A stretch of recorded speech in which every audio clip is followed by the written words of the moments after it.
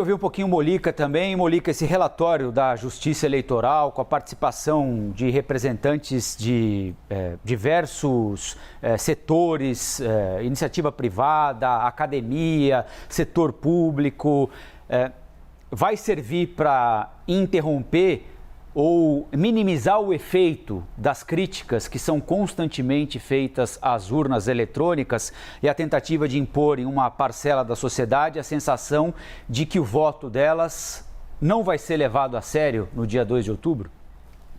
Bem, minimizar é possível, né? É possível que esse relatório tenha essa capacidade de minimizar. Afinal de contas, você tem aí Polícia Federal, Ministério Público, todo mundo dizendo, não tem problema nenhum, a urna é resistente, o TSE submete a urna aos mais variados testes, chama hackers para tentar, para que eles tentem violar a urna, nunca se conseguiu isso. Então, a urna é seguríssima. Agora, não vai conseguir impedir que o presidente Jair Bolsonaro pare de criticá-las, porque essa é a lógica do presidente Jair Bolsonaro. Ele prepara um discurso para a eventualidade de uma derrota.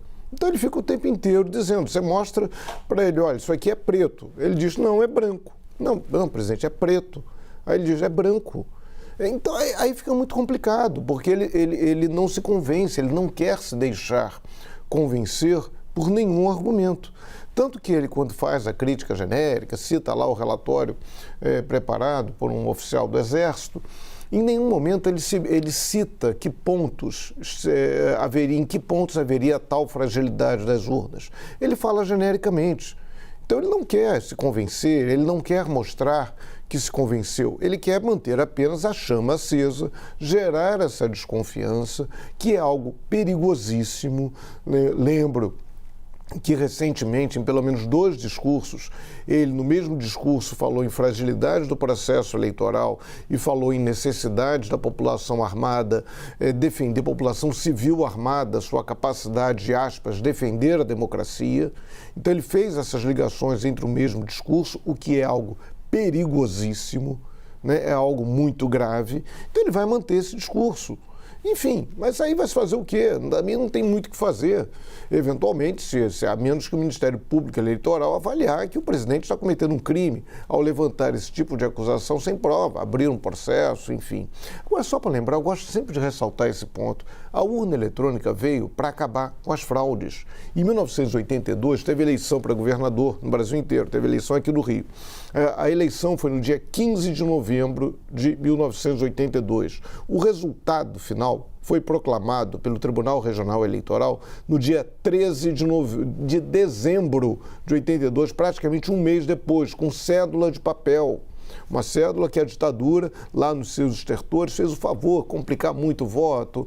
Então, a cédula que você tinha que preencher toda, criou o voto vinculado, eliminou o voto de legenda, tudo para complicar a vida do eleitor, tudo para evitar a vitória de candidatos de oposição. Principalmente aqui no Rio de Janeiro, em que havia o candidato Leonel Brizola, que tinha sido exilado, perseguido, caçado pela ditadura. Então, a urna eletrônica veio para acabar com a fraude que era intensa no sistema de apuração antigo.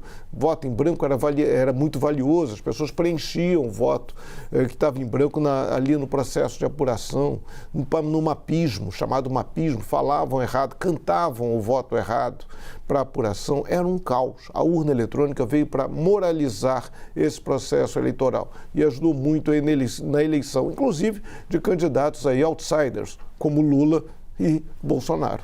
É com vocês. Obrigada, Molica.